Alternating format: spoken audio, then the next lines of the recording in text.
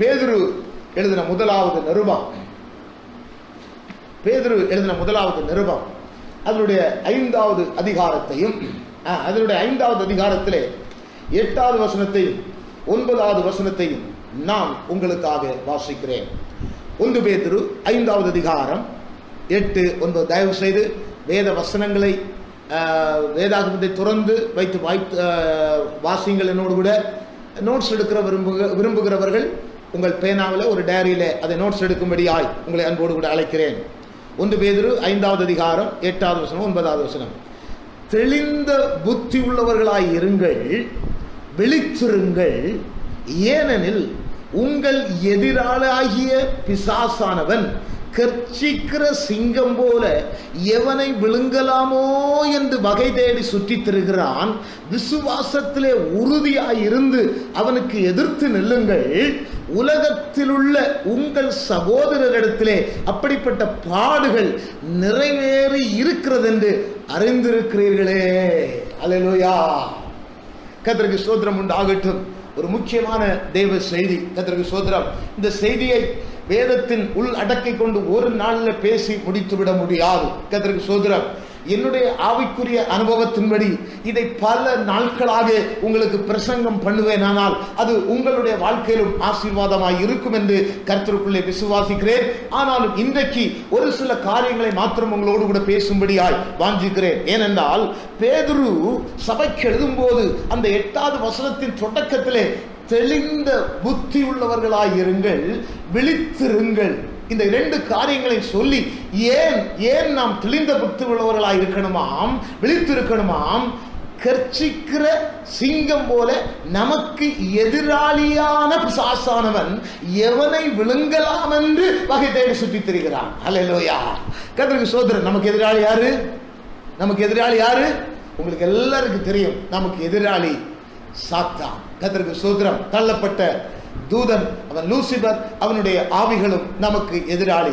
அதை ஒரு விசுவாசி மறக்க முடியாது. கர்த்தருக்கு ஸ்தோத்திரம். ஏனென்றால் ரட்சிக்கப்பட்டு ஞானஸ்நானம் எடுத்து சபையின் அங்கத்திற்காக மாறி அபிஷேகம் பெற்று அவருடைய இரத்தத்தையும் மாம்சத்தையும் பானம் பண்ணி ஒரு பரிசுத்தமுள்ள வாழ்க்கை நீ வாழ ஆரம்பிக்கும் போது இந்த பிசாசு உன்னுடைய வாழ்க்கையிலே குறுக்கிடுவான். கர்த்தருக்கு ஸ்தோத்திரம் உண்டாகட்டும். ஆகையினாலே பேதுரு அவனுடைய கண்ணிக்கு தப்பும்படியாய், அவனுடைய போராட்டத்துக்கு தப்பும்படியாய், அவனுடைய வார்த்தைகளுக்கு தப்பும்படியாய் பேதுரு சொல்கிறார், தெளிந்த புத்தி உள்ளவர்களாயிருங்கள். அல்லேலூயா. கர்த்தருக்கு ஸ்தோத்திரம் உண்டாகட்டும். ஒரு நல்ல செய்தி. இந்த தெளிந்த புத்தி உள்ளவர்களாய் இருக்கிற வார்த்தைக்கு என்ன அர்த்தம் என்பது எனக்கு முதலாவதாக விளங்கவில்லை. கர்த்தருக்கு ஸ்தோத்திரம் உண்டாகட்டும். நன்றாய் கவனியுங்கள்.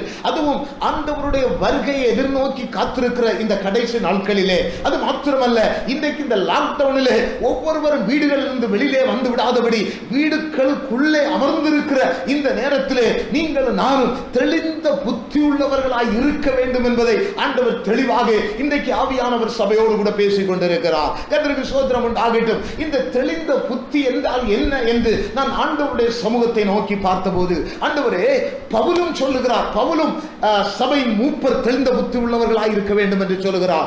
சபையின் கண்காணியானவன் தெளிந்த புத்தி உள்ளவர்களாய் இருக்க வேண்டும் என்று சொல்லுகிறார்.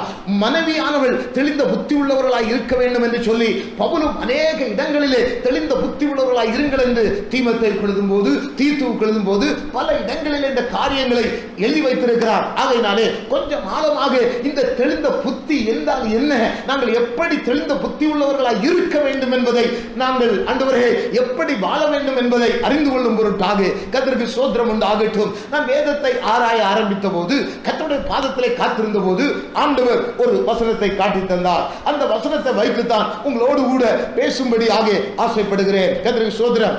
ஏன் அந்த வசனத்தை வாசித்தேன் என்றால், வாசிக்கலாம். ஆதியாகமத்தின் புஸ்தகம் 3வது அதிகாரம், ஆதியாகமம் 3வது அதிகாரம் 6வது வசனத்தை வாசிக்கிறேன் பாருங்கள். அப்பொழுது ஸ்திரீயானவள், அந்த விருட்சம் புசிப்புக்கு நல்லதும் பார்வைக்கு இன்பமும் புத்தியை தெளிவிக்கிறதற்கு இச்சிக்கப்படத்தக்க விருட்சமாய் இருக்கிறது என்று கண்டு அதன் கனியை பறித்து புசித்து தன் புருஷனுக்கு கொடுத்தால் அவனும் புசித்தான். கர்த்தருக்கு ஸ்தோத்திரம். நல்ல கவனிங்க. இந்த இடத்திலே ஏவாள் பிசாசினால் வஞ்சிக்கப்பட்டாள். அல்லேலூயா. அதுதான் நான் பேதுரு சொல்லுகிறான், அவனுக்கு எதிர்த்து நில்லுங்கள் என்று சொன்னான். கர்த்தருக்கு ஸ்தோத்திரம். இவள் எதிர்த்து நிற்காமல் பிசாசுடைய உபதேசங்களுக்கு கீழ்ப்படிந்ததினாலே அவள் சொல்லுகிறாள், அந்த கனியை, அந்த நன்மை தீமை அறியத்தக்க கனியை பறித்து புசித்தால் எனக்கு புத்தியை தெளிவிக்கும் என்று சொல்லி ஒரு தவறான உண்மையை இந்த இடத்திலே பிசாசினால் ஏமாற்றப்பட்டவளாக இந்த இடத்திலே சொல்லுகிறதை நீங்கள் நான் பார்க்க முடிகிறது. கர்த்தருக்கு ஸ்தோத்திரம். நல்ல கவனிங்க. தெளிந்த புத்தின்னா இதல்ல. இவள் சொன்னது பொய், இவள் சொன்னது தவறு. கர்த்தருக்கு ஸ்தோத்திரம். ஒரு மனிதனுடைய புத்தி தெளியும் போது, ஒரு மற்ற மனிதனுடைய புத்தி தெளியும் போது என்ன நடக்கும் தெரியுமா? அதை நான் உங்களுக்கு காட்டி கொடுக்கிறேன். கர்த்தருக்கு ஸ்தோத்திரம் உண்டாகட்டும். லூக்கா எழுதின சுவிசேஷம் 15வது அதிகாரம், கர்த்தருக்கு ஸ்தோத்திரம், 17வது வசனத்தை உங்களுக்கு முன்பதாக வைக்கிறேன். ஒரு மனிதனுக்கு புத்தி தெளிந்த போது அவனுடைய வாழ்க்கை என்ன ஆகும் பாருங்க. லூக்கா 15:17. அவனுக்கு புத்தி தெளிந்த போது, கர்த்தருக்கு ஸ்தோத்திரம், நல்ல கவனிங்க, அவனுக்கு புத்தி தெளிந்த போது அவன், 18வது வசனம், நான் எழுந்து என் தகப்பனிடத்திற்கு போய், தகப்பனே, பரத்துக்கு விரோதமாகவும் உமக்கு முன்பதாகவும் நான் பாவம் செய்தேன். அல்லேலூயா. கர்த்தருக்கு ஸ்தோத்திரம். நல்ல கவனிங்க. ஒரு மனிதன் புத்தி தெளியுதுன்னா என்ன அர்த்தம்? அவன் ஆண்டவரை நினைச்சு பார்ப்பான். அது மாத்திரமல்ல, ஆண்டவரே, நான் உமக்கு விரோதமாய் பாவம் செய்தேன் என்று அவரோடு கூட கிட்டி சேருவதற்கு பார்ப்பான். கர்த்தருக்கு ஸ்தோத்திரம். அதுதான் புத்தி தெளிகிற அனுபவம். ஆனால் ஏவாள் ஏமாற்றப்பட்டதினாலே, பிசாசுடைய உபதேசத்தை கேட்டதினாலே, அவளுடைய தவறான வார்த்தை, இந்த நன்மை தீமை அறியத்தக்க கனியை பசித்து புசித்தால் புத்தி தெளியும் என்று சொல்லி பொய்யான நம்பிக்கைகளை அன்றைக்கு ஏவாள், கர்த்தருக்கு ஸ்தோத்திரம், சொன்னதினாலே இந்த காரியத்தை வைத்து உங்களோடு கூட 4 விதமான காரியங்களை, 4 விதமான விசுவாச வாழ்க்கையை நான் உங்களோடு கூட பேசும்படியாக ஆசைப்படுகிறேன். கர்த்தர் தாமே என்னோடும் உங்களோடும் கூட பேசுவாராக. நல்ல கவனியுங்கள். கர்த்தருக்கு ஸ்தோத்திரம். கொஞ்சம் வித்தியாசமான செய்தி என்னோடு கூட அந்த ஏதேன் தோட்டத்திலே நடந்த, நல்ல கவனிங்க, இவர்கள் அந்த கனியை பறித்து புசிப்பதற்கு முன்பதாக நடந்த 4 காரியங்களை மாத்திரம் நான் உங்களோடு கூட அந்த வேதத்தின் அடிப்படையிலே உங்களோடு கூட பேசும்படியாக ஆசைப்படுகிறேன். கர்த்தருக்கு ஸ்தோத்திரம். நான் வசனங்களை மாத்திரம்தான் ஜனங்களுக்கு அதை எடுத்து காட்டி அதை போதித்து காட்டுவதனுடைய வழக்கம். நான் உலகத்தில் உள்ள கதைகளையோ உலகத்தில் உள்ள சம்பவங்களையோ மாயான காரியங்களோ உங்களை ஜோக்கடித்து சிரிக்க வைப்பதோ எனக்கு பழக்கமில்லை. கர்த்தருக்கு ஸ்தோத்திரம். இந்த வேதத்தில் என்ன சொல்லப்பட்டிருக்கிறதோ அதை மாத்திரம் நான் உங்களுக்கு விளக்கி காட்டும்படியாக ஆசைப்படுகிறேன். என்னுடைய ஊழியத்தின் அனுபவத்தின் ஆரம்பம் முதல் இந்த நாள் வரைக்கும் என் ஆண்டவர் அப்படித்தான் செய்ய வைத்திருக்கிறார். கர்த்தருடைய நாமம் மகிமைப்படுவதாக. கர்த்தருக்கு ஸ்தோத்திரம் உண்டாகட்டும். நன்றாய் கவனியுங்கள். ஏதேன் தோட்டத்திலே அவர்கள் இருந்தபோது, நல்ல கவனிங்கள், அவர்கள் தெளிந்த புத்தி உள்ளவர்களாக இருந்தார்கள் என்கிற அந்த தலைப்பின் கீழே பிசாசுடைய வஞ்சகத்தினாலே, பிசாசுக்கு எதிர்த்து நிற்காமல் அவனுடைய உபதேசத்தை கீழ்ப்படிந்த அதனாலே அவள் தவறான முடிவெடுத்து ஏதேன் தோட்டத்தை விட்டு போய்விட்டாள், சபையை விட்டு போய்விட்டாள், பரலோகத்தை விட்டு நீங்கள் போய்விடக் கூடாது என்பதற்காக அந்த ஏதேன் தோட்டத்திலே இருந்த அவர்கள் தெளிந்த புத்தி உள்ளவர்களாக இருந்த போது நடந்த 4 விதமான காரியங்களை உங்களுக்கு வெளிக்காட்டும்படியாக ஆசைப்படுகிறேன். கர்த்தர் தாமே என்னோடு உங்களோடு கூட பேசுவாராக. நன்றாய் கவனியுங்கள். முதலாவதாக என்ன வாசிக்கிறேன்? ஆதியாகமம் 2வது அதிகாரம் 24வது வசனம். ஆதியாகமம் 2வது அதிகாரம் 24வது வசனத்தை நான் உங்களுக்காக வாசிக்கிறேன்.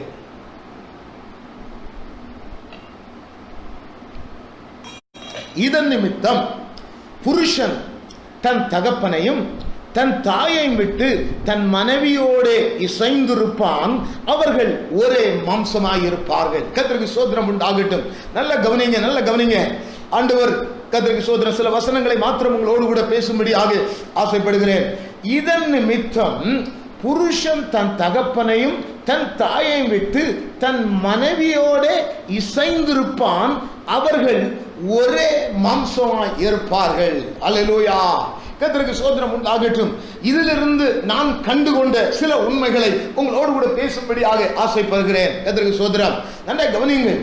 ஐயா, நீங்கள் இது திருமண நாளிலே பேசப்படுகிற வசனங்கள் அல்லவோ? இன்றைக்கு தெளிந்த புத்தி உள்ள அந்த செய்தியிலே ஏன் இதை நீங்கள் பேசுகிறீர்கள் என்று நீங்கள் என்னோடு கூட கேட்கலாம். கர்த்தருக்கு ஸ்தோத்திரம். ஆகையினாலே இதனுடைய உள் அடக்கையை இயேசு தன்னுடைய ஊழிய நாட்களிலே மார்க் எழுதின சுவிசேஷத்திலே சொல்லப்பட்ட அந்த காரியத்தை உங்களோடு கூட போதிக்கும்படியாக ஆசைப்படுகிறேன். சமயம் கடந்து போகிறது வேகமாய். அந்த காரியங்களை நான் வசனங்களை வாசிக்காதபடி உங்களோடு கூட பேசும்படியாக ஆசைப்படுகிறேன். இயேசு தன்னுடைய ஊழியத்திலே இதே வசனத்தை அந்த மார்க் எழுதின சுவிசேஷம் 10வது அதிகாரத்திலே சொல்லுவார். அதை மாத்திரம் உங்களுக்கு வாசித்து காட்டிவிட்டு நான் அதனுடைய விளக்கங்களை விளக்கி காட்டும்படியாக ஆசைப்படுகிறேன். மார்க் எழுதின சுவிசேஷம் 10வது அதிகாரம், கர்த்தருக்கு ஸ்தோத்திரம் உண்டாகட்டும்.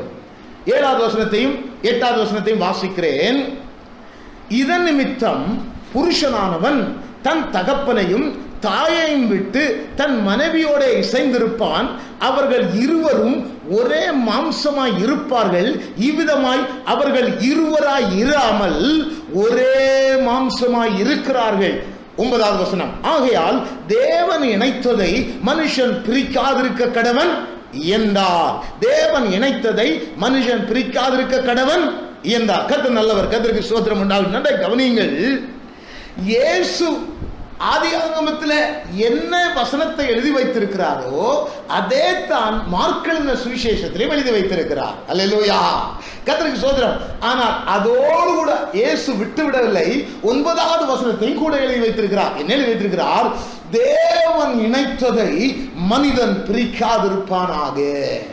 அல்லேலூயா, நல்லா கவனிங்க. இயேசு இந்த இடத்திலே சொல்லும் போது ஒரு திருமண நாளிலே இதை சொல்லவில்லை. நல்ல கவனிங்க. ஒரு திருமண ஆராதனையிலே இயேசு இந்த வசனங்களை ஜனங்களுக்கு போதிக்கவில்லை. மாறாக யூதேயா பட்டணத்து ஜனங்களை நேசித்தவராக, யூதேயா ஜனங்களை எப்படியாவது பிசாசின் உபதேசங்களை விட்டு திருப்பி இயேசுவாகிய இயேசப்பாவுடைய உபதேசங்களுக்கு திசை திருப்பும்படியாக அந்த 10வது அதிகாரம் 1வது வசனத்தை நீங்கள் வாசித்து இருந்தீர்களா தெரியும். அவர் மறுபடியுமாய் யூதேயா தேசத்துக்கு கடந்து வருவார். நல்ல கவனிங்க, நல்ல கவனிங்க. மறுபடியுமாய் யூதேயா தேசத்துக்கு ஆண்டவர் கடந்து வருவார். எதற்காக? ஒரு இடத்துக்கு திரும்பவும் ஆண்டவர் அந்த இடத்துக்கு போகிறார். நல்ல கவனிங்க. ஏன் ஆண்டவர் யூதேயா தேசத்துக்கு மறுபடியும் வருகிறார்? ஏனென்றால் யூதேயா தேசத்து ஜனங்கள் ஆண்டவருடைய வசனத்தின்படி வாழாத ஜனங்கள், ஆண்டவருடைய வசனத்தை ஏற்றுக்கொள்ளாத ஜனங்கள், ஆண்டவருடைய இருதயத்தை அறியாத ஜனங்கள். ஆகையினாலே அந்த தேசத்து ஜனங்களை நேசித்தபடினாலே அவர் மறுபடியும் யூதேயா தேசத்துக்கு போகிறார். நல்ல கவனிங்க. இப்படி பல நாட்களாக அந்த யூதேயா தேசத்து ஜனங்களோடு கூட ஆண்டவர் உலாவி ஆண்டவர் செய்திகளை சொன்னபோது அந்த யூதேயா தேசத்து ஜனங்களுடைய சில பரிசேயர்கள் இயேசப்பாவிடத்தில் வந்து கேட்ட கேள்வி என்ன தெரியுமா? நான் என்னுடைய மனைவியை விவாகரத்து பண்ணுவது எப்படி? அல்லேலூயா, கர்த்தருக்கு ஸ்தோத்திரம். ஆகையினால தான் சொல்லுகிறேன், இயேசு ஒரு திருமண நாளிலே இந்த காரியத்தை பேசவில்லை. பிரியமானவளே, கர்த்தருக்கு ஸ்தோத்திரம். ஏனென்றால் இன்றைக்கும் ஜனங்களுக்கு, அதுவும் கிறிஸ்தவ குடும்பங்கள் உள்ள பிள்ளைகளுக்கு, கர்த்தருக்கு ஸ்தோத்திரம் உண்டாகட்டும், திருமணமான பிறகு கூட கர்த்தருக்கு ஸ்தோத்திரம் உண்டாகட்டும், பிற பெண்களோடு கூட அழகை பார்த்து பிசாசின் வஞ்சங்களுக்கு கீழ்ப்படிந்து தன்னுடைய மனைவியை டைவர்ஸ் பண்ணிவிட்டு அநேக கிறிஸ்தவ குடும்பங்களில் இன்னொரு பெண்ணை திருமணம் செய்கிற காரியங்கள் இன்றைக்கு கிறிஸ்தவ குடும்பங்களில் உண்டு. பிரியமானவர்களே, கர்த்தருக்கு ஸ்தோத்திரம். ஆகையினாலே ஆவியானவர் தெளிவாக உங்களோடு கூட பேசும்படியாக ஆசைப்படுகிறார். எனக்கு தெரிந்த அநேக கிறிஸ்தவ குடும்பங்களில் நடக்கிறது. ஏன் ஒரு பாஸ்டர் கூட தன்னுடைய மனைவியை டைவர்ஸ் பண்ணிவிட்டார். ஹல்லேலூயா, கர்த்தருக்கு ஸ்தோத்திரம் உண்டாகட்டும். ஆகையினாலே நீங்கள் இன்றைக்கு என்னோடு கூட ஆவியானவர் பேசுகிற அந்த வசனத்தை கேட்டுக்கொண்டு நீங்கள் தெளிந்த புத்தி உள்ளவர்களாயிருங்கள்.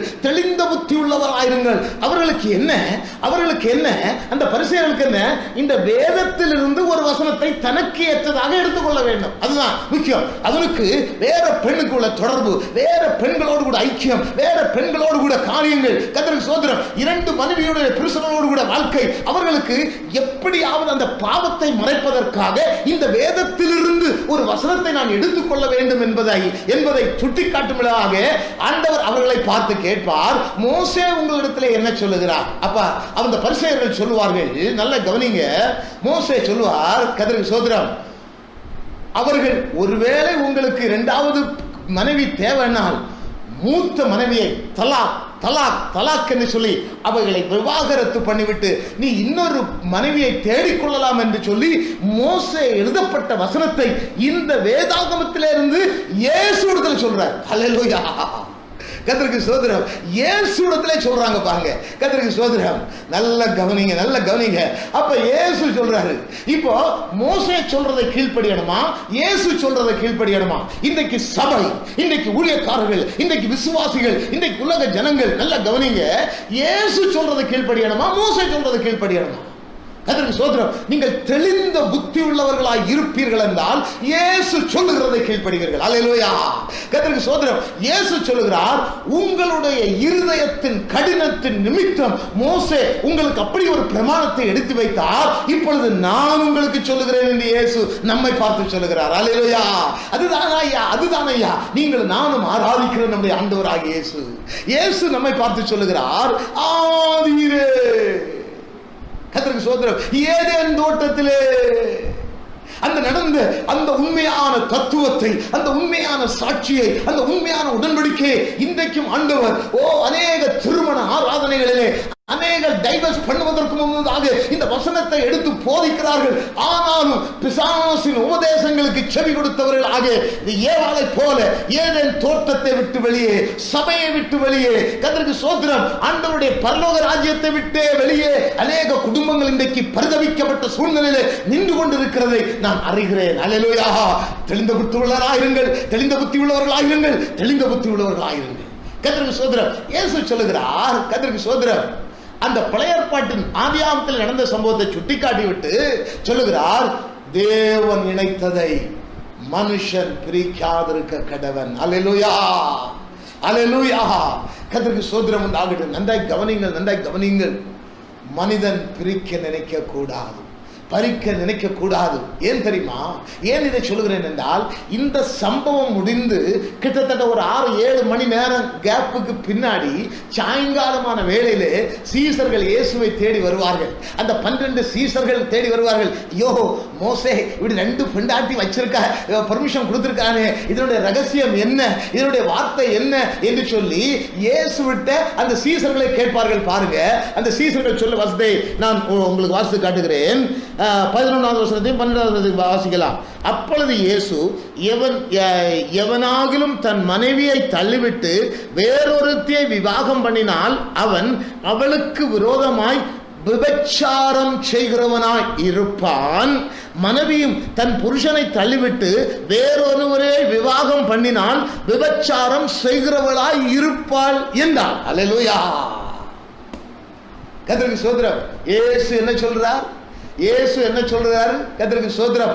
தன் மனைவியை தள்ளிவிட்டு, தன் மனைவி உயிரோடு கூட இருக்கும் போது அவளை தள்ளிவிட்டு வேறொரு மனைவியை தேடி ஒரு மனுஷன் போவானான், அவன் விபச்சாரி என்று சொல்லி இயேசு சொல்லுகிறார். கர்த்தருக்கு ஸ்தோத்திரம் உண்டாகட்டும். பயப்படுகிறேன், இந்த வசனத்தை பார்த்து பயப்படுகிறேன். அநேக கிறிஸ்தவ குடும்பங்களிலே, என்னுடைய சொந்தக்கார குடும்பங்களிலே கூட இன்றைக்கு டைவர்ஸ் நடந்திருக்கு. அவர்களுக்காக நான் பரிதவிக்கிறேன் ஐயா, அவர்களுக்காக நான் பரிதவிக்கிறேன். கர்த்தருக்கு ஸ்தோத்திரம். ஒரு சின்ன ஒரு வார்த்தை குடும்பத்திலே நடப்பதற்கு முன்பதாக, ஒரு சின்ன சண்டை குடும்பத்திலே நடப்பதற்கு முன்பதாக தன்னுடைய வைராக்கியத்தினாலே, தன்னுடைய மாம்சத்தின் பெருமையினாலே, பிற பெண்களை பார்த்த இச்சை உள்ளதினாலே தன்னுடைய மனைவியை டைவர்ஸ் பண்ணிவிட்டு வேற பெண்களை திருமணம் செய்கிற அநேக குடும்பங்கள் உண்டு உண்டு உண்டு. கர்த்தருக்கு ஸ்தோத்திரம். அதை இயேசு சொல்லுகிறார், அது விபச்சார சந்ததியார் என்று சொல்லுகிறார் ஐயா. கர்த்தருக்கு ஸ்தோத்திரம். இதிலிருந்து நான் கண்டுகொண்ட உண்மை என்ன, இதிலிருந்து நான் புரிந்து கொண்ட உண்மை என்ன? ஒரு மனிதன், கர்த்தருக்கு ஸ்தோத்திரம் உண்டாகட்டும், இப்படி டைவர்ஸ் பண்ணி இன்னொரு பெண்ணை திருமணம் செய்து கொள்வானானால் அவனுக்கு பரலோக ராஜ்யம் போகவே முடியாது. வெளிப்படுத்தின விசேஷம் 22வது அதிகாரத்திலே அந்த காரியங்கள் 21வது அதிகாரம் 8வது வசனத்திலே இருக்கிறது பாருங்கள். வெளிப்படுத்தல் 21வது அதிகாரம், அது எல்லாருக்கும் தெரிந்த வசனங்கள். வாசித்து காட்டிவிட்டு நான் கடந்து போகிறேன். கர்த்தருக்கு ஸ்தோத்திரம். பயப்படுகிறவர்களும் அவிசுவாசிகளும் அருவருப்பானவர்களும் கொலைபாதகர்களும் விபச்சாரக்காரரும் சூனியக்காரரும் விக்கிரக ஆராதனைக்காரரும் பொய்யர் அனைவரும் 2ஆம் மரணம் ஆகிய அக்கினியும் கந்தவும் எரிகிற கடலிலே பங்கடைவார்கள் என்றார். 2ஆம் மரணம் ஆகிய அக்கினியும் கந்தவும் எரிகிற கடலிலே பங்கடைவார்கள் என்றார். அல்லேலூயா. அதனால்தான் பேதுரு பயப்படுறான். அதனால்தான் பேதுரு பயப்படுறான். என் அருமை விசுவாசியே, நீங்கள் தெளிந்த புத்தி உள்ளவர்களாயிருங்கள். நீங்கள் தெளிந்த புத்தி உள்ளவர்களாயிருங்கள்.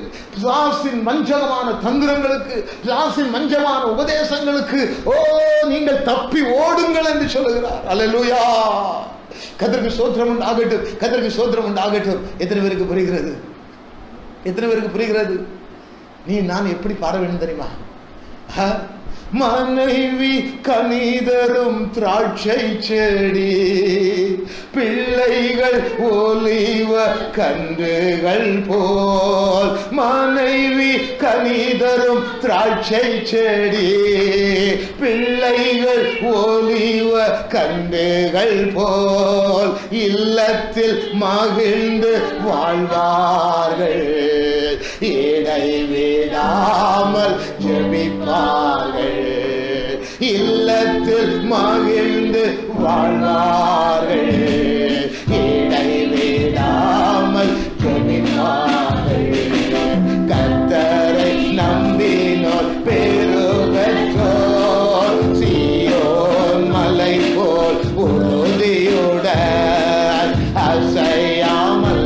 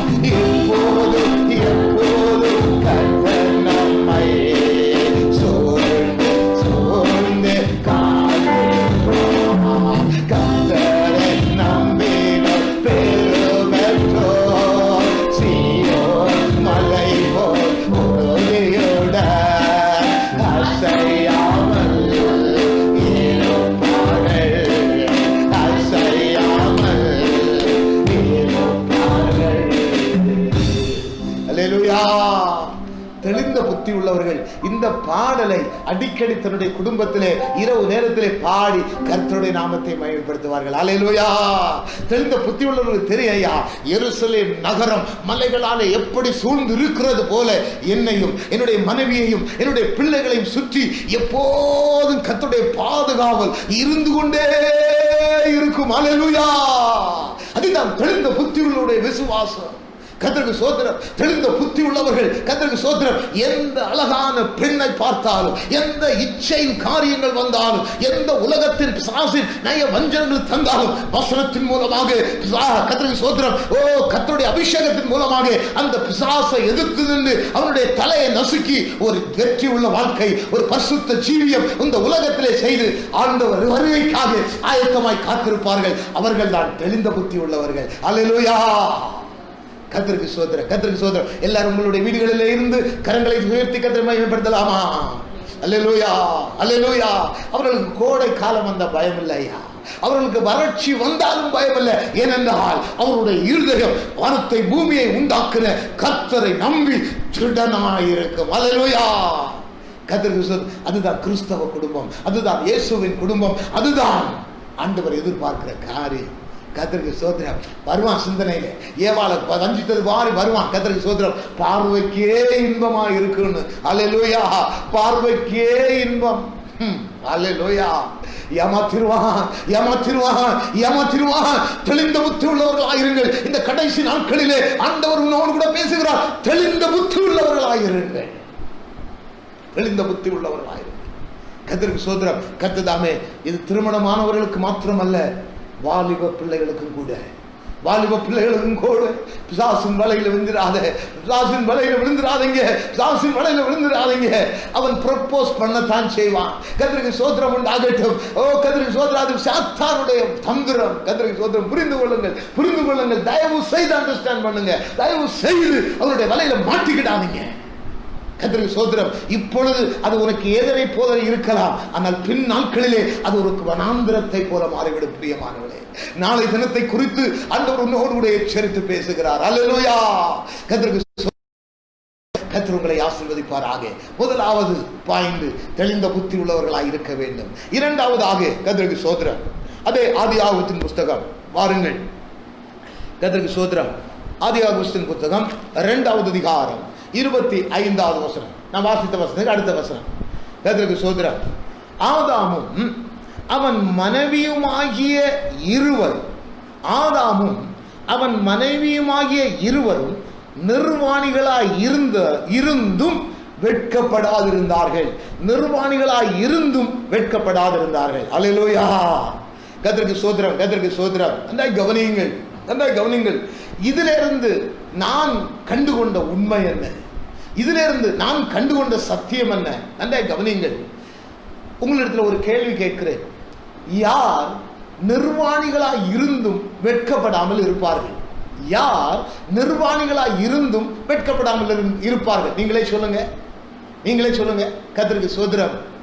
சிறு பிள்ளைகள், 3 வயதிற்கு கீழ்ப்பட்ட பிள்ளைகள், அவர்கள் நிர்வாணிகளாய் இருந்தாலும் அவர்கள் என்ன செய்யப்பட மாட்டார்கள்?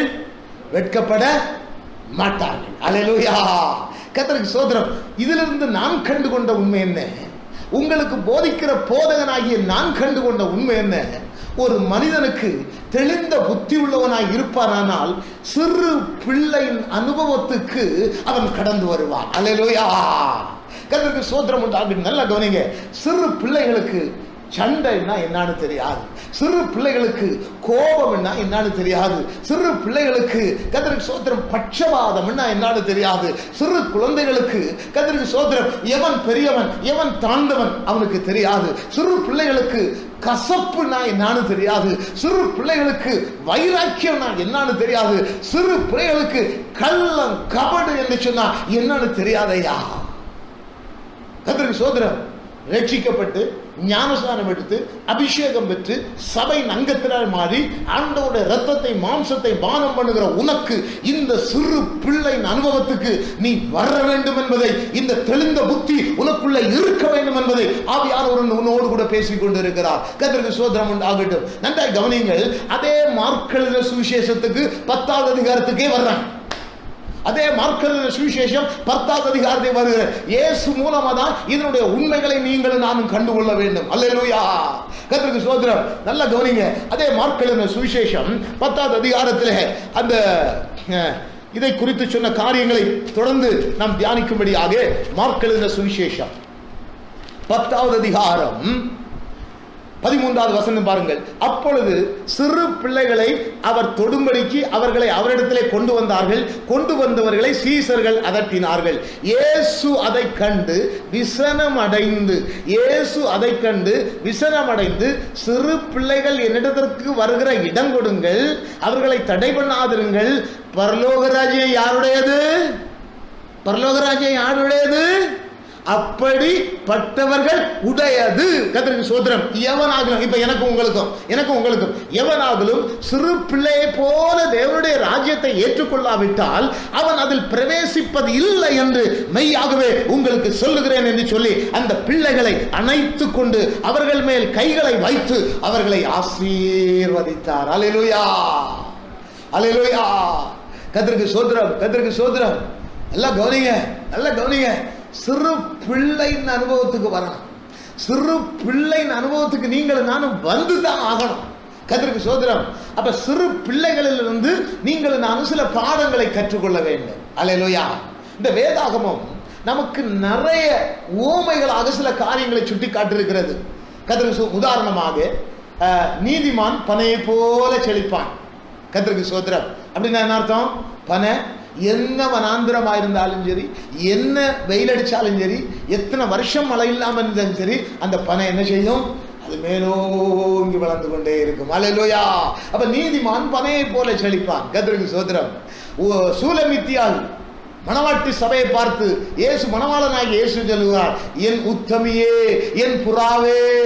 கர்த்தருக்கு ஸ்தோத்திரம். அப்படின்னா என்ன அர்த்தம்? புறாவை மணவாட்டி சபைக்கு ஒப்பு கொடுத்துக்கிறார். கர்த்தருக்கு ஸ்தோத்திரம். புறாவினுடைய கேரக்டர் என்ன தெரியுமா?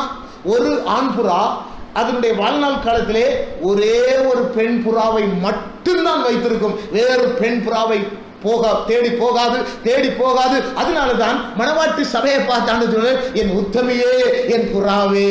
அல்லேலூயா. அந்த புறாவை போல இருக்கிறவர்கள் தான் மணவாட்டி சபைக்கு வருவார்கள். கர்த்தருக்கு ஸ்தோத்திரம். ஒரு ஆண் புறா, ஒரு பெண் புறா, அது கடைசி வரைக்கும் அப்படித்தான் வாழ்ந்து தன்னுடைய உயிரை மார்க்கும் ஐயா. இப்படி அநேக ஓமைகள் வேதத்தில் உண்டு. அதை நான் சொல்லி காட்ட விரும்பவில்லை. கர்த்தருக்கு சமயம் கடந்து போகிறது. நல்ல கவனியுங்கள். கர்த்தருக்கு ஸ்தோத்திரம். இதிலே இந்த சிறு பிள்ளைகளை குறித்து நீங்கள் நானும் கண்டு கொடுக்கிற பாடம் என்ன? அந்த சிறு பிள்ளைகளுக்கு கள்ளம் கபடம் இருக்கவே இருக்காது. கர்த்தருக்கு ஸ்தோத்திரம். ஏனென்றால் என் ஆண்டவருடைய ரகசிய வருகை வரும்போது, கர்த்தருடைய ரகசிய வரும்போது நாம் எப்படி இருக்க வேண்டும்? பவுல் எழுதுகிறார், கரை திரை அற்ற பரிசுத்தமுள்ள மணவாட்டி சபையாக இருக்கும் போது மாத்திரமே நாம் அவரோடு கூட எடுத்துக்கொள்ள முடியும். கரங்களை வைத்து கர்த்தரை மகிமைப்படுத்தலாமா? அல்லேலூயா, அல்லேலூயா. கர்த்தருக்கு ஸ்தோத்திரம். கரை திரையற்றவராக இருக்கக்கூடாது. கரை, கர்த்தருக்கு ஸ்தோத்திரம். கரைனா பாவம், கள்ளம் கபடுகள் நிறைந்த பாவங்கள். திரைனா கவலைகள், துன்பங்களை இருதயத்தில் வச்சுக்கிட்டு ஆண்டவரை நேசிக்க கூடாது. கர்த்தருக்கு ஸ்தோத்திரம். கர்த்தர் பெரியவர். அல்லேலூயா. கரை திரையற்ற பரிசுத்தமுள்ள மணவாட்டி சபையாக நீங்களும் நானும் வாழும்போது ஆண்டவருடைய வருகைக்கு நாங்கள் ஆயத்தமாயிருப்போம். அல்லேலூயா. கர்த்தருக்கு ஸ்தோத்திரம். அப்பதான் ஆண்டவர் சொல்லுகிறார், எவனாகிலும் இந்த சிறு பிள்ளையை போல ஏற்றுக்கொள்ளாவிட்டால் தேவனுடைய ராஜ்யத்திலே பிரவேசிக்க மாட்டான் என்று ஆண்டவர் சொல்லுகிறார். நல்ல கவனிங்க. இந்த சிறு பிள்ளைகள் இயேசுவை தேடி வரும்போதே அவரோடு கூட இருந்தவர்கள் அந்த சிறு பிள்ளைகளை தடை பண்ணுவார்கள். நல்ல கவனிங்க. சிறு பிள்ளைகளை தடை பண்ணுவார்கள். அதை பார்த்த இயேசு இருதயத்திலே வியாகுலப்படுகிறார், இருதயத்திலே விசனப்படுகிறார் ஐயா, இருதயத்திலே விசனப்படுகிறார். கர்த்தருக்கு ஸ்தோத்திரம். என்ன அர்த்தம்? நம்மவும் ஆவிக்குரிய வாழ்க்கையில வளர வளர வளர வளர இந்த சிறு பிள்ளையின் அனுபவத்துக்கு நம்ம வராம இருந்தோம்னா, கர்த்தருக்கு ஸ்தோத்திரம், நமக்குள்ளே ஒரு கள்ளம் இருக்குமானால், நமக்குள்ளே ஒரு கபடு இருக்குமானால், நமக்குள்ளே ஒரு பகை இருக்குமானால், நமக்குள்ளே ஒரு மாம்சத்திலே வைராக்கியம் இருக்குமானால், நமக்குள்ளே ஒரு கோபம் இருக்குமானால், நமக்குள்ளே ஒரு ஜென்ம சுபாவம் இருக்குமானால், மாம்சத்தின் கிரியைகளை நாம் அழிக்காமல் வாழ்வோமானால், ஆண்டவர் அன்றைக்கு எப்படி விசனம் அடைகிறாரோ இன்றைக்கும் இந்த வேத வசனத்தின் மூலமாக நம்மை பார்த்தும் ஆண்டவர் விசனம் அடைவாரையா. அவருடைய மனம் வேதனைப்படுகிறதை பார்க்கிறேன். அவருடைய மனதிலே ஒரு கண்ணீர் வடிகளை காட்கிறேன். எத்தனை வசனங்களை சொல்லிக் கொடுத்தேன், எத்தனை வார்த்தைகளோடு கூட நான் இவர்களோடு கூட பேசினேன், எத்தனை நாட்களாக நான் பேசிக் கொண்டிருக்கிறேன். இன்றைக்கும் என்னுடைய இருதயத்திலே பகைகளை, விரோதங்களை, வைராக்கியம் வைத்திருக்கிற அநேக விசுவாசிகளை பார்த்து என் ஆண்டவர் விசனம் அடைகிறார், என் ஆண்டவர் பரிதாபப்படுகிறார், என் ஆண்டவருடைய இருதயத்திலே ஒரு கண்ணீர் தொடர்ந்து கொண்டிருக்கிறது ஐயா. கர்த்தருக்கு ஸ்தோத்திரம். எத்தனை பேர்கிட்ட சண்டை போட்டு பேசாம இருக்கிறீங்க, எத்தனை பேர்கிட்ட இன்னும் பேசாம இருக்கிறீங்க. கர்த்தருக்கு ஸ்தோத்திரம் உண்டாகட்டும். அல்லேலூயா. கர்த்தருக்கு ஸ்தோத்திரம், கர்த்தருக்கு ஸ்தோத்திரம். ஆவியானவர் உங்களோடு கூட பேசுகிறார். ஒரு சிறு பிள்ளையின் அனுபவத்துக்கு வரணுமா? ஒரு சிறு பிள்ளையின் அனுபவத்துக்கு வரணுமா? ஒரு சிறு பிள்ளையின் அனுபவத்துக்கு வரணும் ஐயா. கர்த்தருக்கு ஸ்தோத்திரம். அந்த சிறு பிள்ளையின் அனுபவம் என்னன்னு உங்களுக்கு முதல்ல காட்டித்தரனே. பழைய ஏற்பாட்டில் ஒரு சம்பவத்தை வைத்து உங்களுக்கு விளக்கி காட்டுகிறேன். கர்த்தருக்கு ஸ்தோத்திரம் உண்டாகட்டும். 2 ராஜாக்களின் புஸ்தகம் 5வது அதிகாரம் அதனுடைய 14வது வசனத்தை வாசிக்கிறேன். 2 ராஜாக்களின் புஸ்தகம் 5வது அதிகாரம், கர்த்தருக்கு ஸ்தோத்திரம், அதனுடைய 14வது வசனத்தை வாசிக்கிறேன் பாருங்கள். அப்பொழுது அவன் இறங்கி தேவனுடைய மனுஷன் வார்த்தையின்படியே, நல்ல கவனிங்க, தேவனுடைய மனுஷன் வார்த்தையின்படியே யோர்தானில் 7 தரம் முழுகின போது அவன் மாம்சம் ஒரு சிறு பிள்ளையின் மாம்சத்தை போல மாறி அவன் சுத்தமானான். அல்லேலூயா. கர்த்தருக்கு ஸ்தோத்திரம், கர்த்தருக்கு ஸ்தோத்திரம். நல்ல கவனிங்க. ஒரு பெரிய படை யுத்த வீரன், கர்த்தருக்கு ஸ்தோத்திரம், ஒரு பெரிய கமாண்டர், கர்த்தருக்கு ஸ்தோத்திரம். அவன் பாருங்க, தேவனுடைய மனுஷனுடைய வார்த்தையின்படி அவன் யோர்தானிலே போய் 7 தரம் முழுகின போது அவனுடைய மாம்சம் ஒரு சிறு பிள்ளையின் மாம்சத்தை போல மாறி அவன் சுத்தமானான் என்று சொல்லப்படுகிறது. கர்த்தருக்கு ஸ்தோத்திரம். அப்படின்னா என்ன அர்த்தம்? அந்த நாகமான் தேவனுடைய மனுஷனுடைய வார்த்தைக்கு கீழ்ப்படிந்தான். தேவனுடைய மனுஷனுடைய வார்த்தைக்கு கீழ்ப்படிந்தான். கர்த்தருக்கு ஸ்தோத்திரம் உண்டாகட்டும். நல்ல கவனிங்க. அப்படி அந்த எலியா என்னதான் சொன்னான், அப்படி அந்த ஜோபி என்னதான் சொன்னான். கர்த்தருக்கு ஸ்தோத்திரம். எப்பா, உன்னை நான் பார்க்கும்போது பாவம் நிறைந்திருக்கிறது உன்னுடைய சரீரத்தில். கர்த்தருக்கு ஸ்தோத்திரம். உன்னுடைய சரீரத்தில் துன்மார்க்கம் நிறைந்திருக்கிறது. உன்னுடைய சரீரத்திலே ஒரு ஆண்டவருக்கு பிரியமில்லாத காரியங்கள் நிறைந்திருக்கிறது. நீ மனம் திரும்பி, இது தேவ மனுஷனுடைய வார்த்தை, நீ மனம் திரும்பி நீ ஞானஸ்நானம் எடுக்கும் போது இயேசுவோட பாதத்தில் உன்னுடைய பாவங்களை அறிக்கையிட்டு நீ ஞானஸ்நானம் எடுக்கும் போது உன்னுடைய மாம்சம் எல்லா பாவங்களும் மன்னிக்கப்பட்டு நீ சுத்தமாவாய், நீ சிறு பிள்ளையை போல மாறுவாய் என்று சொல்லி அந்த வார்த்தையை சொல்லிக் கொடுக்கும் போது நாகமான் கீழ்ப்படிந்தான். சிறு பிள்ளையின் அனுபவத்துக்கு அவன் வந்தான். அவன் ராஜாவென்று நினைக்கவில்லை, பெரிய யுத்த வீரன் நினைக்கவில்லை. ஓ கர்த்தருக்கு ஸ்தோத்திரம். அவன் பெரிய படையாளி என்று நினைக்கவில்லை. அவனுக்கு தேவ மனுஷன் என்ன சொன்னானோ அதுக்கு கீழ்ப்படிந்து நடக்க வேண்டும் என்றுள்ள ஒரு காரியத்தை அறிந்தபடினாலே அவன் அப்படியே கீழ்ப்படிந்து செய்ததினாலே அவன் சிறு பிள்ளையை போல மாறினான். அவனுடைய மாம்சம் சுத்தமானது. அவன் தேவனுடைய பிள்ளையாய் மாறினான். அல்லேலூயா. கர்த்தருக்கு ஸ்தோத்திரம். சீரியா தேசத்து மனிதன் இஸ்ரவேல் தேசத்து மனிதனாக மாறுகிற காரியம் அந்த ஞானஸ்நானமே. இதுதான் கர்த்தருக்கு ஸ்தோத்திரம். ஒரு சிறு பிள்ளையின் அனுபவம். இன்னைக்கு எத்தனை வாலிப பிள்ளைங்க, எத்தனை திருமணமானவர்கள், எத்தனை முதியவர்கள் கூட இந்த ஞானஸ்நான சத்தியத்துக்கு கீழ்ப்படியாம இருக்காங்க தெரியுமா? ஏன்? கள்ளன் ஞானஸ்நானம் எடுத்தானா? கர்த்தருக்கு ஸ்தோத்திரம். இப்படி கேட்கிற கேள்விகள். கள்ளன் ஞானஸ்நானம் எடுத்தானா? நீ இப்படி கேட்க ஆண்டவர் உன்னுடைய இருதயத்தை கடினப்படுத்திக்கிட்டே இருப்பார். ஆண்டவரே உனக்கு ஞானஸ்நானம் தராம ஆண்டவர் அந்த ஞானஸ்நான சத்தியத்தை விட்டு உன்னை விலக்கி போவார். எச்சரிக்கையாயிரு பிரியமானவளே. கர்த்தருக்கு ஸ்தோத்திரம். சிறு பிள்ளையின் அனுபவம் என்ன? சிறு பிள்ளை என்ன?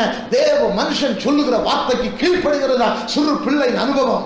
கர்த்தருக்கு ஸ்தோத்திரம். தகப்பன் தாய் அந்த சிறு பிள்ளை இடத்துல இங்க வா மகனேன்னு சொன்னா வருவான். அந்த இதை எடுத்து தாய்னு சொன்னா அந்த வேதாகமத்தை எடுத்து அந்த பிள்ளை எடுத்துட்டு அப்படி கீழ்ப்படுகிற அனுபவம் இன்னைக்கு யாருக்கு இருக்கிறது? ஊழியக்காரருக்கு கீழ்ப்படுகிற அனுபவம் யாருக்கு இருக்கிறது? கர்த்தருக்கு ஸ்தோத்திரம். தேவ வசனங்களை சொல்லிக் கொடுக்கிற அனுபவம், அந்த கீழ்ப்படிந்து நடக்கிற ஒரு அனுபவம் யாருக்கு இருக்கிறது? கர்த்தருக்கு ஸ்தோத்திரம் உண்டாகட்டும். இந்த ஆள் எனக்கு விரோதமா பேசிட்டான், இந்த ஆள் என்ன குத்தி பேசிட்டான், இந்த ஆள் எனக்காக தான் பேசிட்டான், இப்படித்தான் சபை ஜனங்கள் சொல்லுகிறார்களே. ஆவியானவர் சபையிலே போதிக்கும் போது அந்த வசனங்களை, ஐயோ நான் செய்த தவறை ஆவியானவர் இன்றைக்கு பேசினார், ஆவியானவர் இன்றைக்கு என்னோடு கூட பேசினார், இன்னைக்கு யார் கேட்கிறாங்க? சிறு பிள்ளை அனுபவத்துக்கு நீ வராவிட்டால், சிறு பிள்ளை அனுபவத்துக்கு நீ வராவிட்டால் பரலோக ராஜ்யம் நீ கனவுல நினைக்க வேண்டாம். கர்த்தருக்கு ஸ்தோத்திரம் உண்டாகட்டும். என் ஆண்டவர் அதை தெளிவாக உனக்கு சொல்லுகிறார். சிறு பிள்ளையின் அனுபவம் வரட்டு, ஒரு சிறு பிள்ளையின் அனுபவம் வரட்டு. கர்த்தருக்கு ஸ்தோத்திரம். இந்த ஊழியக்காரன் ஆவியானவர் எதற்கு உன்னோடு கூட பேராடி கொண்டிருக்கிறார்? இந்த ஆவியானவர் உன்னோடு கூட எதற்கு பேசிக் கொண்டிருக்கிறார்? நீ அழிந்து போக வேண்டும் என்று பேசிக் கொண்டிருக்கிறாரா? இல்லை இந்த உலகத்திலே நீ நரகத்துக்கு போக வேண்டும் என்று பேசிக் கொண்டிருக்கிறாரா? இல்லை, தெளிந்த புத்தி உள்ளவர்களாயிருக்கும்படியாக ஆவியானவர் இன்றைக்கு உங்களோடு கூட பேசிக் கொண்டிருக்கிறார். சின்ன சின்ன வார்த்தைகள் ஆண்டவர் உங்களோடு கூட பேசும்போது கீழ்ப்படிந்து அடங்குங்கள். கர்த்தர் உங்களை ஆசீர்வதிப்பாராக. வரும் நாட்களிலே நீ அவரோடு கூட அந்த பரலோக ராஜ்யத்திலே போயிருப்பாயா. அல்லேலூயா. அதுக்கு தான் பவுல் பேதுரு பயப்படுறாரு. தெளிந்த புத்தி உள்ளவர்களாயிருங்கள், தெளிந்த புத்தி உள்ளவர்களாயிருங்கள். அல்லேலூயா. கர்த்தருக்கு ஸ்தோத்திரம், கர்த்தருக்கு ஸ்தோத்திரம், கர்த்தருக்கு ஸ்தோத்திரம். கர்த்தர் உங்களை ஆசீர்வதிப்பாராக. அல்லேலூயா.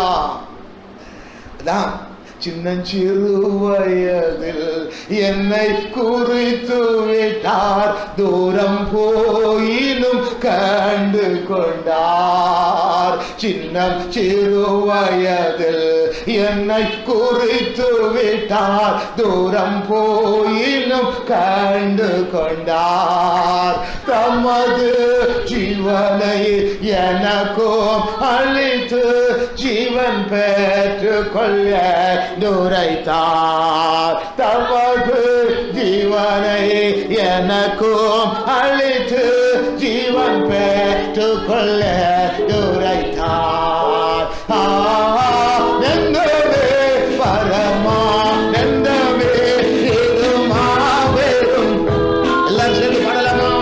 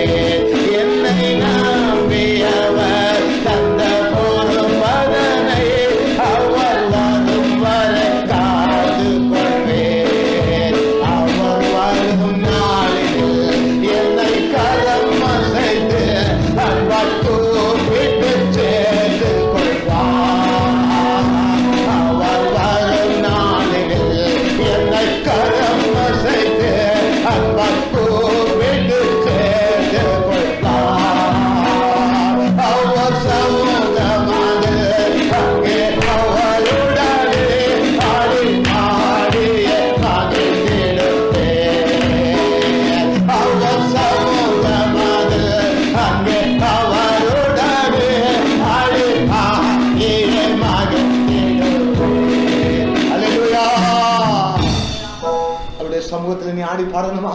அவருடைய சமூகத்தில் நீ ஆடி பாடணுமா? சிறு பிள்ளை அனுபவத்துக்கு வந்துவிடு. சிறு பிள்ளை அனுபவத்துக்கு வந்துவிடு. பகைகள், விரோதங்கள், வைராக்கியங்கள், சண்டைகள், பிரிவினைகள், மார்க்கபேதங்கள் யாதாவது உன் மாம்சத்துல இருந்ததுன்னா நீ கனவுலே நினைக்க வேண்டாம், பரலோக ராஜ்யம் உனக்கு கிடையாது. அல்லேலூயா. கர்த்தருக்கு ஸ்தோத்திரம். நான் சொல்லல ஆவியானவர் உன்னோடு பேசிக் கொண்டிருக்கிறார். கர்த்தருக்கு ஸ்தோத்திரம். சிறு பிள்ளை அனுபவத்துக்கு வந்துருங்க. சிறு பிள்ளை அனுபவத்துக்கு வந்துருங்க. கர்த்தர் உங்களை ஆசீர்வதிப்பாராக. மூன்றாவதாக ஒரு காரியத்தை நான் உங்களோடு கூட பேசுகிறேன். ஆதியாகமத்தின் புஸ்தகம் அதே மூன்றாவது அதிகாரத்துக்கு பாருங்க. ஆதியாகமத்தின் புஸ்தகம் 3வது அதிகாரம் அதனுடைய 8வது வசனத்தை வாசிக்கலாம்.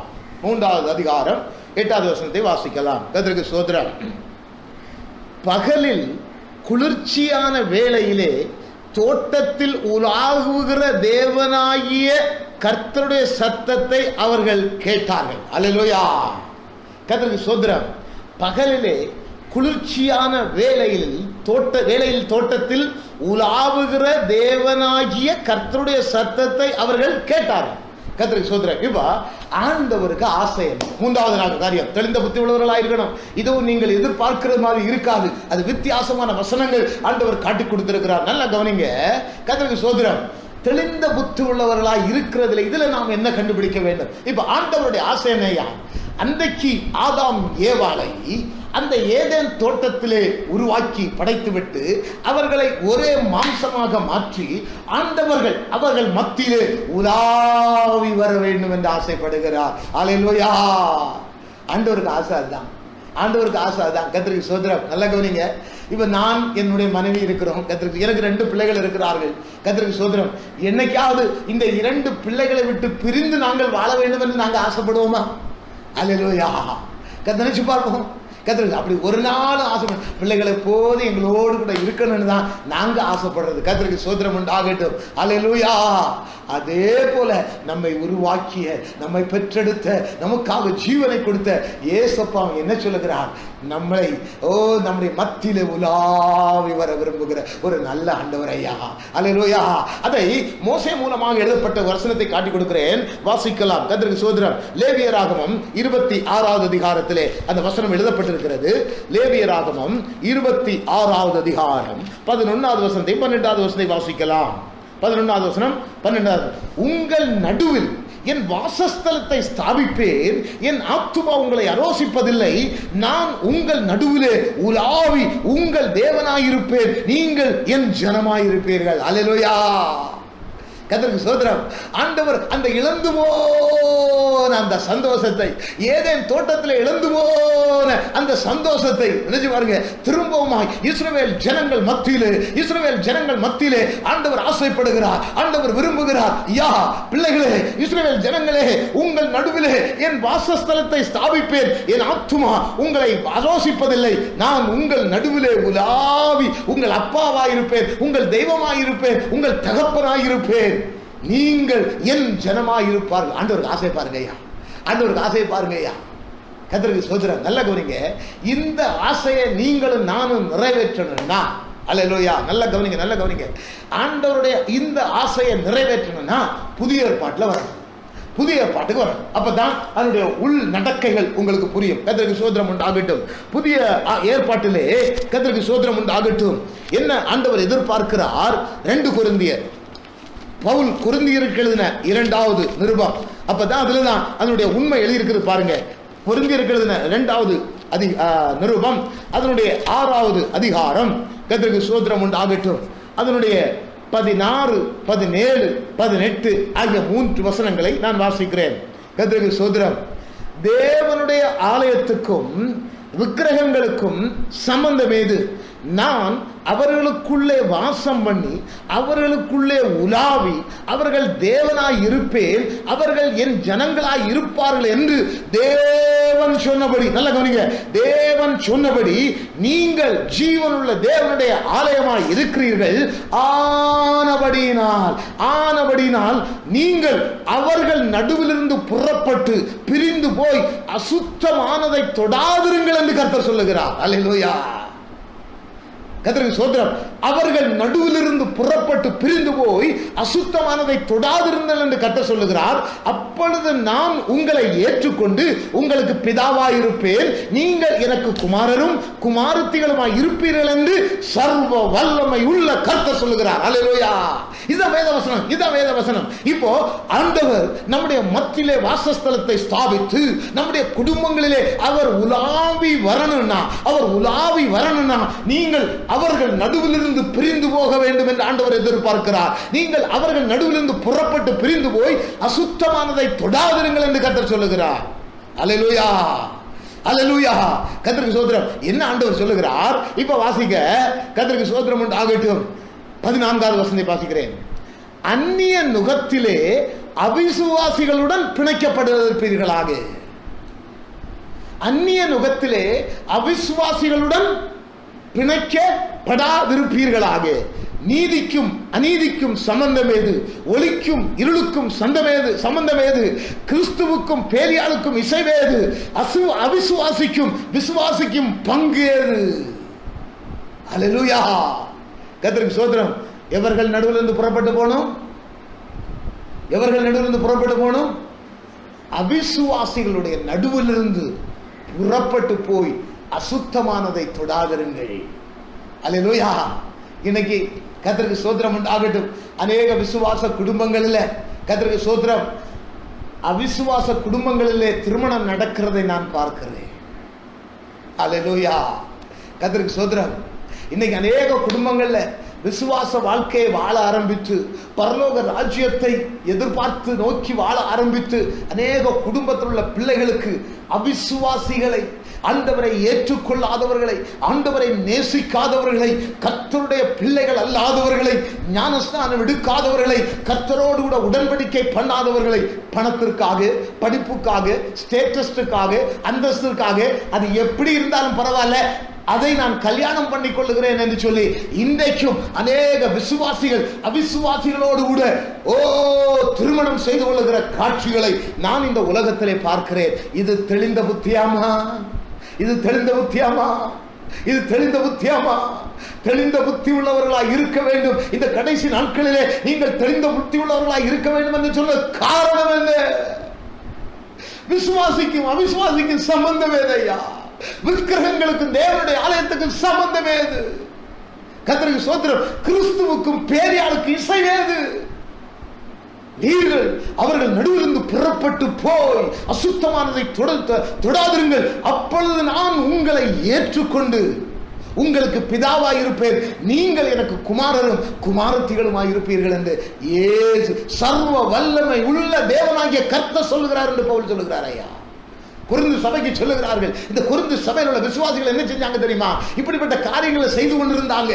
கர்த்தருக்கு ஸ்தோத்திரம் உண்டாகட்டும். அந்த விசுவாசிகள் கர்த்தருக்கு ஸ்தோத்திரம் பணத்துக்காக, படிப்புக்காக, ஸ்டேட்டஸுக்காக, குடும்ப கௌரவத்துக்காக அவன் அவிசுவாசியா பரவாயில்ல, நான் ஐஏஎஸ் கலெக்டர் படித்திருக்கிறேன், எனக்கு வரப்போகிற மனைவி ஐஏஎஸ் கலெக்டர் என்று சொல்லி அவர்கள் அவிசுவாசியா இருந்தாலும் பரவாயில்ல கல்யாணம் பண்ணி கொள்வாங்க. கர்த்தருக்கு ஸ்தோத்திரம் உண்டாகட்டும். என் வேதம் இப்படிப்பட்ட செயல்களை வெறுக்கிறது. நீ தெளிந்த புத்தி உள்ளவனா இல்லை, நீ பிசாசின் வஞ்சகமான செயலுக்கு நீ உன்னை விற்று போட்டாய் என்று ஆண்டவர் சொல்லுகிறார். கர்த்தருக்கு ஸ்தோத்திரம் உண்டாகட்டும். எத்தனை குடும்பங்கள் எனக்கு தெரியுமா? அதெல்லாம் ஆன்லைன்ல பேச முடியாது. கர்த்தருக்கு ஸ்தோத்திரம் உண்டாகட்டும். எத்தனை குடும்பங்களிலே இப்படிப்பட்ட காரியங்கள் நடந்து குடும்பத்தில் பிரிவினைகள், குடும்பத்தில் சண்டைகள், குடும்பத்தில் ஒரு நாள் சமாதானம் இல்லை, வேதனைகள். ஆண்டவர் சொல்லுகிறார், இப்படிப்பட்ட காரியங்களை நீ செய்தபடினாலே உங்களுடைய குடும்பத்தில் என்னால் உலாவி வர முடியவில்லை என்று கர்த்தர் சொல்லுகிறார். ஐயா, கர்த்தருக்கு ஸ்தோத்திரம், கர்த்தருக்கு ஸ்தோத்திரம். உன் குடும்பத்தில் சந்தோஷம் இல்லை, காரணம் என்ன? கர்த்தருக்கு ஸ்தோத்திரம். மனம் போல இஷ்டம் போல ஏதாவது ஒரு பெண்ணை காதல் பண்ணி, அல்லாவிட்டால் ஏதாவது ஒரு பையனை லவ் பண்ணி, கர்த்தருக்கு ஸ்தோத்திரம், ஆண்டவர் அறியாது, கர்த்தருக்கு கீழ்ப்படியாது, கர்த்தருடைய வசனங்களுக்கு நடுங்காது, கர்த்தருக்கு ஸ்தோத்திரம், ஆண்டவரை அறிந்த பிறகு செய்த காரியங்கள், கர்த்தருக்கு ஸ்தோத்திரம், ஏன் சமாதான கேடு? ஆண்டவர் சொல்லுகிறார், நான் என் ஜனத்தின் நடுவே அவர்கள் என்னுடைய வாசஸ்தலத்தை ஸ்தாபிப்பேன், நான் அவர்கள் நடுவிலே உலாவி வருவேன். கர்த்தருக்கு ஸ்தோத்திரம். என்ன ஒரு ஆசீர்வாதமான செயல் இல்லையா? என்ன ஒரு ஆசீர்வாதம் இல்லையா? வானத்தையும் பூமியை படைத்த சர்வவல்ல தேவன் அந்த பரலோகத்திலே வாசமாய் இருக்க விரும்பாமல், அந்த தூதர்கள் மத்தியிலே வாசமாய் இருக்க விரும்பாமல், என்னுடைய மத்தியிலே, என்னுடைய குடும்பத்தின் மத்தியிலே உலாவி வர வேண்டும் என்று ஆசைப்படுகிற ஒரு நல்ல ஆண்டவர் ஐயா. அதுதான் என்னுடைய ஆண்டவர், அதுதான் நம்முடைய கர்த்தர்.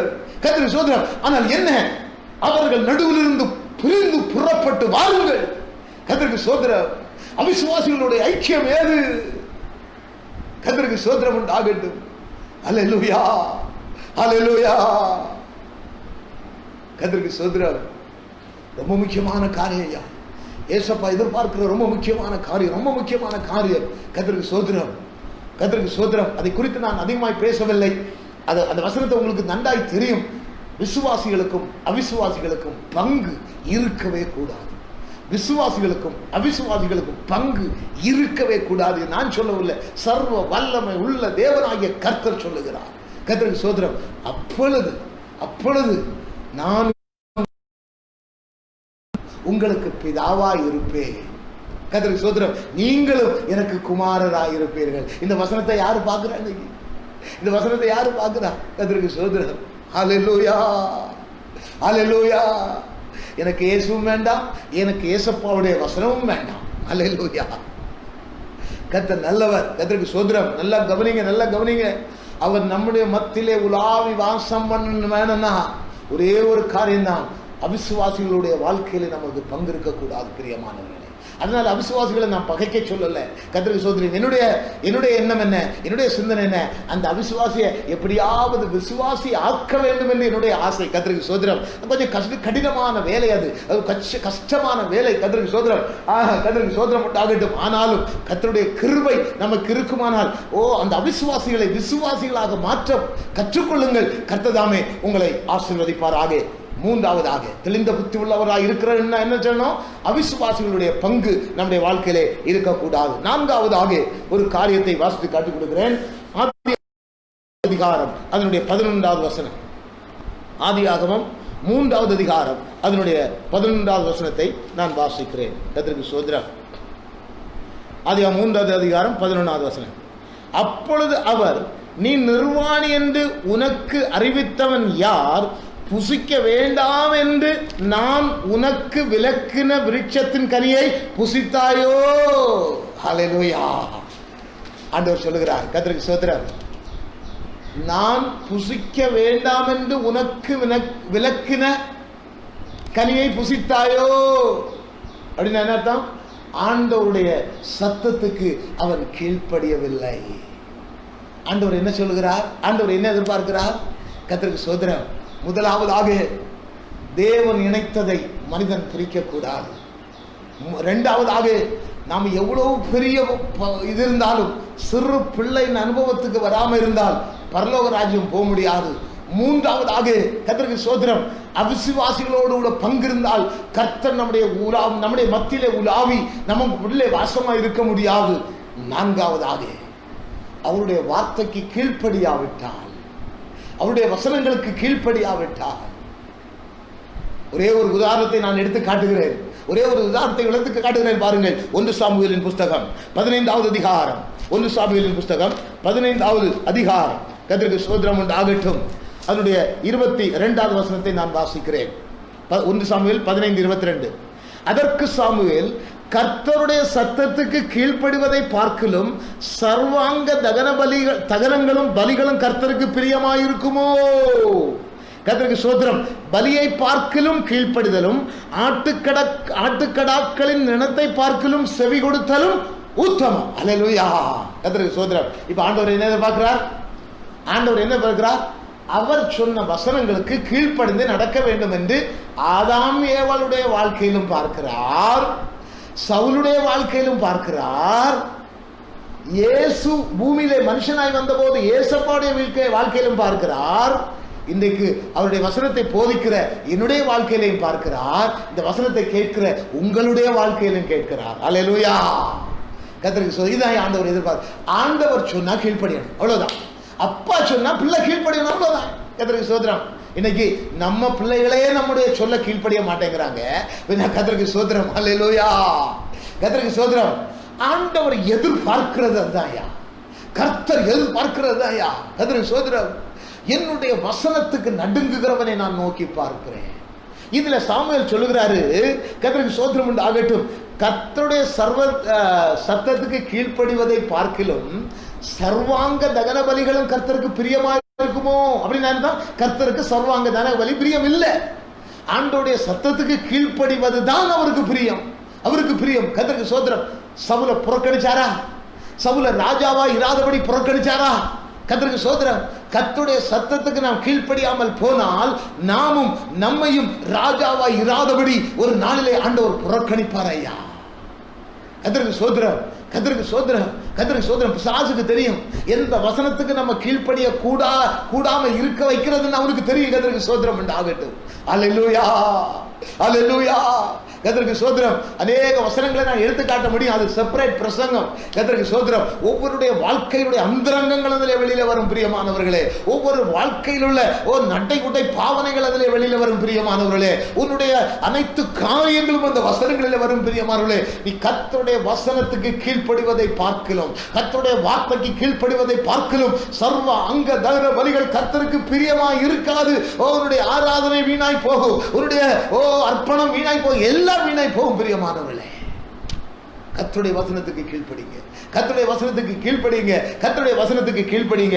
கர்த்தருக்கு ஸ்தோத்திரம் உண்டாகட்டும். நல்லா கவனிங்க. இதனால தான் யாக்கோபு தன்னுடைய நிருபத்தில் எழுதி வைத்திருக்கிறார். கடைசியாக நான் வாசித்து காட்டி கொடுக்கிறேன். கர்த்தருக்கு ஸ்தோத்திரம். யாக்கோபு தன்னுடைய நிருபத்தில் எழுதி வைத்திருக்கிறார். யாக்கோபு எழுதின நிருபம் அதனுடைய 4வது அதிகாரம் 7வது வசனத்தையும் 8வது வசனத்தையும் வாசிக்கிறேன் பாருங்கள். கர்த்தருக்கு ஸ்தோத்திரம். ஆகையால் தேவனுக்கு கீழ்ப்படிந்திருங்கள், பிசாசுக்கு எதிர்த்து நில்லுங்கள், அப்பொழுது அவன் உங்களை விட்டு ஓடி போவான். அவன் நம்மளை விட்டு ஓடி போவான். அப்படின்னா என்ன அர்த்தம்? பிசாசு உங்ககிட்ட இருக்கான்னு அர்த்தம். பிசாசு உங்ககிட்ட இருக்கான்னு அர்த்தம். உங்களை விட்டு ஓடணும்னா இன்னைக்கு காட்ட சொல்லுகிற வசனங்களுக்கு கீழ்ப்படிஞ்சிருக்கணும். கர்த்தருக்கு ஸ்தோத்திரம். தேவனுக்கு கீழ்ப்படிந்திருங்கள், பிசாசுக்கு எதிர்த்து நில்லுங்கள், அவன் வருவான். கர்த்தருக்கு ஸ்தோத்திரம். ஏவாள் செய்த தவறு அதுதானே. ஏவாள் செய்த அந்த பிசாசுக்கு அன்னைக்கு அவன் எதிர்த்து நின்றிருந்தனா கர்த்தருக்கு ஸ்தோத்திரம், ஆசீர்வாதமே வேற. அல்லேலூயா. கர்த்தருக்கு ஸ்தோத்திரம். பிசாசுக்கு இன்னைக்கு நம்ம வாழ்க்கையில ஆண்டவர் சொல்லுகிறார், தேவனுக்கு கீழ்ப்படிந்திருங்கள், பிசாசுக்கு எதிர்த்து நில்லுங்கள். கர்த்தருக்கு ஸ்தோத்திரம் உண்டாகட்டும். அப்பொழுது அவன் உங்களை விட்டு ஓடி போவான். பிசாசு நம்மளை விட்டு ஓடி போனவரை என்ன ஆகும் தெரியுமா? தேவனிடத்திலே சேருங்கள். அல்லேலூயா. கர்த்தருக்கு ஸ்தோத்திரம். பிசாசு நம்ம விட்டு போனா என்ன ஆகும் வாழ்க்கையில? அடுத்த வசனம், தேவனிடத்திலே சேருங்கள், அப்பொழுது அவர் உங்களிடத்திலே சேருவார். அல்லேலூயா. அப்போ நான் ஆண்டவரிடத்துல சேரணும், அவர் நம்மிடத்துல சேரணும். இதுக்கு இடையில குறுக்கல நிற்கிறது யாரு? குறுக்கல நிற்கிறது யாரு? பிசாசு. கர்த்தருக்கு ஸ்தோத்திரம். அதனால்தான் யாக்கோபு சொல்றாரு, தெளிந்த புத்தி, இதுதான் தெளிந்த புத்தி, தெளிந்த புத்தி உள்ளவராயிருங்கள், பிசாசுக்கு எதிர்த்து நில்லுங்கள், தேவனுக்கு கீழ்ப்படிந்திருங்கள், அப்பொழுது அவர் உங்களிடத்தில், நீங்கள் கர்த்தரிடத்திலே சேருங்கள், அவரும் நம்மிடத்திலே சேருவார். அல்லேலூயா. கர்த்தருக்கு ஸ்தோத்திரம் உண்டாகட்டும். எல்லாரும் வாழ்க்கையில பாடணும். கர்த்தருக்கு ஸ்தோத்திரம். என்ன பாட்டு பாடணும்? தேவனே நான் உமது அண்டையில் ஏனோ மெரோங்கே சேர்வதேய அவன் பூமியில் ஏனோ மெரோங்கே சேர்வதேய அவன் பூமியில் மாவலிய கோரமான வன்சிலுவை மீது நின்றான். மாவலிய கோரமான வன்சிலுவை மீது நின்றான். கோவை தொங்க நேரிடேனோ அவளாயோ அண்டை சேர்வேன். தேவனே நான் உமது அண்டையில் ஏனோ நெருங்கி சேர்வதேய அவன் பூமியில் இன்னும் நெருங்கி சேர்வதேய அவன் பூமியில். அந்த காலத்து பரிசுத்தவான்கள் எழுதி வைத்தாங்க. அந்த காலத்து பரிசுத்தவான்கள் எழுதி வைத்து பாடின பாட்டை பாருங்க. இந்த காலத்து பரிசுத்தவான்கள் கர்த்தருக்கு ஸ்தோத்திரம் அதை சொல்ல விரும்பவில்லை. ஆனால் அப்படிப்பட்ட பரிசுத்த ஜீவியம் நீங்கள் வாழ வேண்டும். ஆண்டவர் ஆவியானவர் தெளிவாக 4 விதமான காரியங்களை உங்களோடு கூட பேசி இருக்கிறார். 4 விதமான தெளிந்த புத்தியை உங்களோடு கூட பேசி இருக்கிறார். தேவன் நினைத்ததை மனிதன் பிரிக்க கூடாது. கர்த்தருக்கு ஸ்தோத்திரம் உண்டாகட்டும். இரண்டாவதாக சிறு பிள்ளையின் அனுபவத்தை இயேசு எதிர்பார்க்கிறார். கர்த்தருக்கு ஸ்தோத்திரம். சிறு பிள்ளையின் அனுபவத்துக்கு நீ வராம இருந்தனா ஆண்டவர் வேதனைப்படுகிறார், அவருடைய இருதயம் வேதனைப்படுகிறது என்பதை ஆண்டவர் தெளிவாக உங்களோடு கூட பேசினார். மூன்றாவது, அவிசுவாசிகளோட உங்களுக்கு பங்கேது. தேவன் உங்கள் மத்தியிலே உலாவி வர வேண்டும் என்பதை ஆண்டவர் எதிர்பார்க்கிறார். அப்பொழுது அவர் உங்களை ஏற்றுக்கொண்டு, கர்த்தருக்கு ஸ்தோத்திரம், அவர் உங்களுக்கு பிதாவாய் இருந்து நீங்களும் நானும் அவருடைய குமாரத்திகளுமாய் இருந்து நம்மை ஆசீர்வதிக்கிற ஒரு ஆண்டவர். நான்காவதாக தேவனுக்கு கீழ்ப்படிந்திருங்கள், பிசாசுக்கு ஏற்றுங்கள், அப்பொழுது அவன் உங்களை விட்டு ஓடி போவான். பிசாசு ஓடி போன பிறகு கர்த்தருக்கு ஸ்தோத்திரம், நீங்கள் தேவனிடத்திலே சேருங்கள், கர்த்தர் உங்களிடத்திலே சேருவார். அல்லேலூயா, அல்லேலூயா. இதுதான் தெளிந்த புத்தி உள்ளவர்களாய் இருக்க வேண்டும் என்று 4 விதமான காரியங்களை ஆவியானவர் உங்களோடு கூட பேசி இருக்கிறார். கர்த்தர் உங்களை ஆசீர்வதிப்பாராக. கர்த்தர் உங்களை ஆசீர்வதிப்பார். எல்லாரும் முழங்கால் படியிடலாமா? எல்லாரும் முழங்கால் படியிடலாமா? நிறைவான ஜெபத்தை என்னுடைய மனைவி உங்களுக்கு முன்பதாக வந்து ஜெபித்து முடிப்பார்கள். கர்த்தருக்கு ஸ்தோத்திரம். எல்லாரும் முழங்கால் படியிடுங்க. அல்லேலூயா.